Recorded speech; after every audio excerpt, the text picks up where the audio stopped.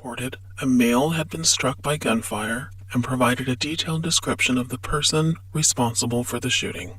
Officers arrived within minutes, and an officer-involved shooting occurred. The following is a summary of the events leading to the shooting by Pasadena officers. The initial shots fired calls received by the Pasadena Police Department indicated a victim was down in front of 663 North Sunny Slope Avenue. The victim was a 70-year-old male, and despite life-saving efforts by a Good Samaritan and officers, the victim succumbed to the injuries he sustained. Immediately after the suspect shot the 70-year-old male, the perpetrator turned his firearm to an approaching vehicle traveling southbound on Sunny Slope Avenue from Orange Grove Boulevard. The female driver had stopped her vehicle once she saw the male victim laying on the ground, and then noticed the perpetrator in front of her vehicle with a gun pointed at her. Facing a life-threatening situation, the driver of this vehicle complied with the suspect as he opened her car door, unlatched her seatbelt, forced her out of the car, and into the passenger seat. She reported the suspect made his way back to the open driver's door, and she believed he was going to sit in the driver's seat, but he walked away instead. Cell phone video from a passing motorist captured a portion of the shooting and carjacking.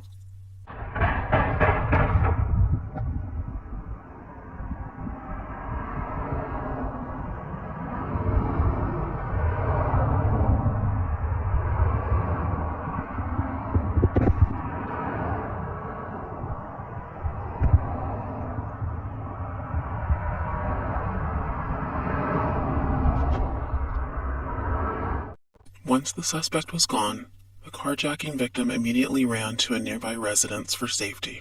The suspect walked away from his initial crime scene in a southeasterly direction through Gwynn Park.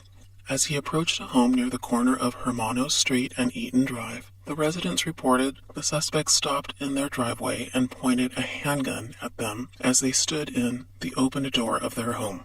These victims immediately locked their door, and moments later heard what was described as the suspect kicking the door as if to force his way inside. After a short time, the residents reported they saw the suspect walk away southbound on Eaton Drive. It was about this time the first officer arrived at the scene, and he and the Good Samaritan began providing emergency medical aid to the 70-year-old shooting victim. The second officer to arrive immediately initiated a search for the suspect. Witnesses directed this officer to the area of Hermanos Street and Eaton Drive, the last place the suspect was seen.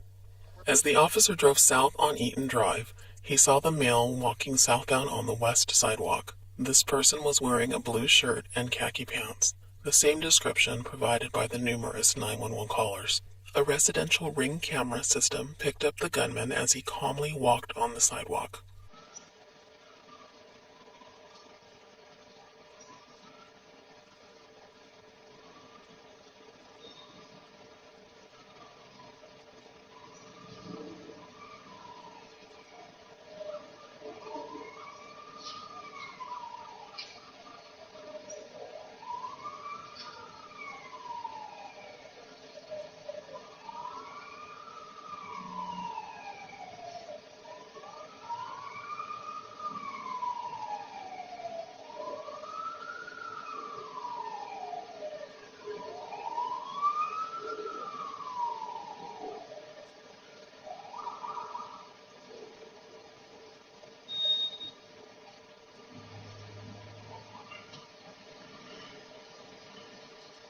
Realizing this was likely the person who shot the victim, the officer attempted to keep distance between he and the suspect.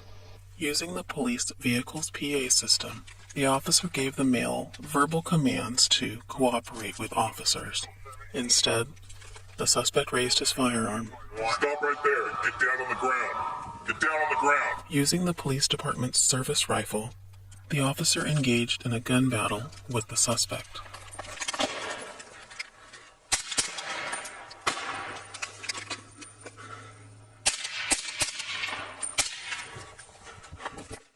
The same Ring camera captured the shootout between the suspect and officer.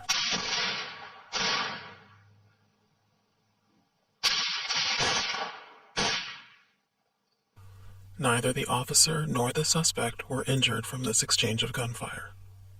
After his assault on the officer, the suspect ran south and into the backyard of a residence in the 500 block of Eaton Drive, where he climbed the property's rear wall and into the rear yard of a residence in the 500 block of Sunny Slope Avenue.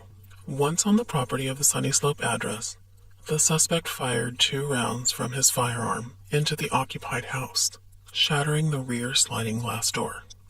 The female resident began to scream, tried to escape through the front door. However, the suspect quickly entered the house and directed her to exit through a rear door.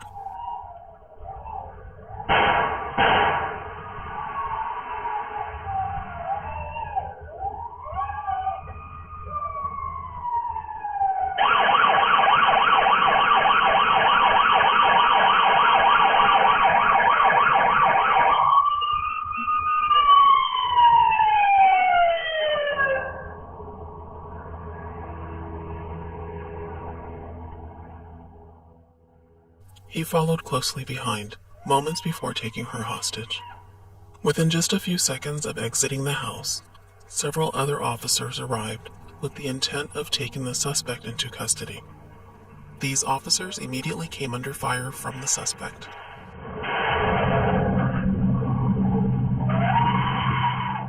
While still behind her, the suspect grabbed a hold of the female resident's shirt collar, pulled her towards him, wrapped his left arm across her chest, extended his hand holding the firearm over her right shoulder, and fired several rounds at the arriving officer. He eventually pulled the hostage behind a vehicle parked in the driveway of the residence as he continued to fire rounds.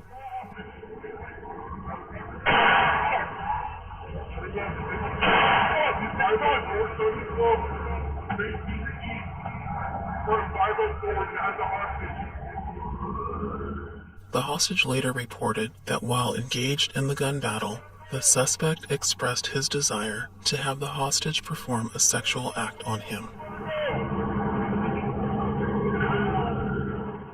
At one point in the gun battle, and while continuing the hold on the hostage, the suspect tripped and both he and the hostage fell to the ground.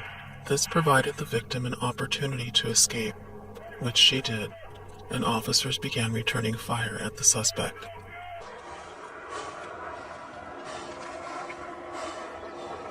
Hey man, let her go! Let her go, bro! Just let her go!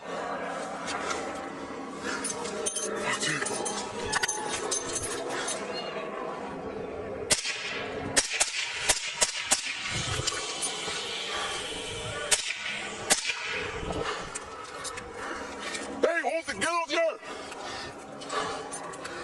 Hey, get off the air!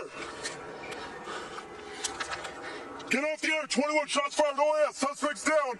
He's behind the car. Hey, let's move. Hold on. He's moving. Drop the gun. Police, drop the fuck. Silver SUV. Got fired by police as well. Where's he at? He's behind the car. I see him. Police! Drop the gun, man! Drop the gun! He's behind the car. He's in the front of it. He's laying down to the front of the Jeep.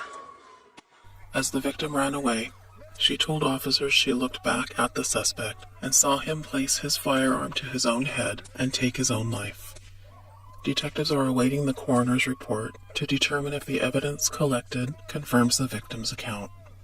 The suspect was identified as 24-year-old Devin Edward Hall.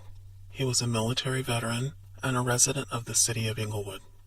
He purchased the 5.7 American MK pistol used during this incident after being discharged from the military in 2020, and his family reports he routinely carried it with him.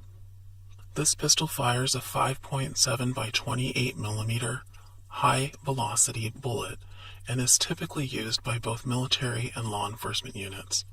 His family described his behavior on the morning of November 23, 2021 as abnormal and anxious.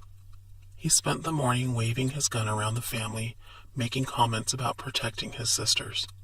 Additionally, the family told detectives Any incoming telephone call or text message would trigger their brother, and eventually he forcibly removed all communication devices from his family members.